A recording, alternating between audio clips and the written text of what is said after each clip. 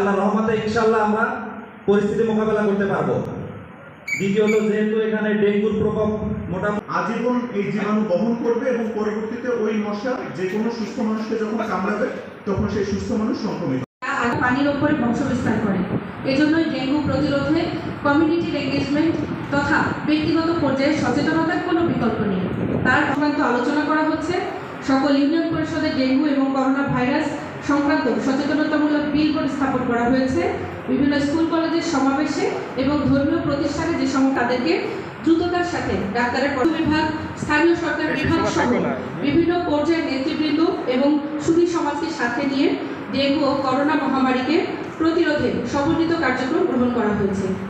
জেলা প্রশাসক স্যার প্রতিনিয়ত আমরা আশাবাদী যে এই জেলায় ডেঙ্গু এবং করোনা কোনোটি মহামারী আকারে ছড়িয়ে পড়ার আগেই আমরা তা প্রতিরোধ করতে সক্ষম হব। আমি আজকের অনুষ্ঠানে সম্মানিত সভাপতি, বিশেষ অতিথিবৃন্দ এবং আগত অংশগ্রহণকারীগণকে বিশেষভাবে ধন্যবাদ জানাই। সম্মানিত প্রধান অতিথি স্যারের প্রতি আমাদের অশেষ কৃতজ্ঞতা। স্যারের প্রতিকূল আবহাওয়ার মাঝেও আমাদের মাঝে এসেছেন এবং আমাদের অনেক প্রতীক্ষিত প্রশাসনিক ভবন এবং আজকে যে আয়োজন যেখানে করা হয়েছে সেই মিলনায়তনেরও স্যার সবার উদ্দেশ্যে ডেঙ্গু এবং করোনা প্রতিরোধ সংক্রান্ত দিক নির্দেশনামূলক বক্তব্য প্রদান করবেন, যা আমাদেরকে এ বিষয়ে পরবর্তী পদক্ষেপ গ্রহণে আরও উদ্বুদ্ধ করবে, অনুপ্রেরণা যোগাবে। পরিশেষে আমি সবাইকে আমার আন্তরিক ধন্যবাদ। এবারে সিভিল সার্জন অফিস সহায়ক কর্তৃক নির্মিত করোনা ভাইরাস রিলেটেড বিষয়ে একটি উপস্থাপনার জন্য আমি ডক্টর ইসমাইল হোসেন বাকিকে অনুরোধ করছি।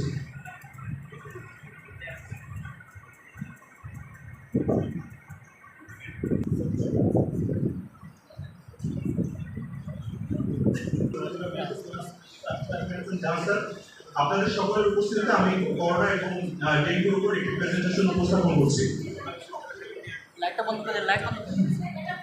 এডিস মশাবাহিত হয়, এডিস এজিপ্টি এবং এডিস অ্যালবোপিক্টাস। এডিস মশার কিছু জৈবিক এবং উল্লেখযোগ্য চারিত্রিক বৈশিষ্ট্য রয়েছে, যেমন আফ্রিকা মহাদেশে এডিস মশার বিপত্তি দাগ থাকে, এজন্য ওদেরকে টাইগার মশাও বলা হয়। অ্যান্টেনাতে কিছুটা লোম থাকে।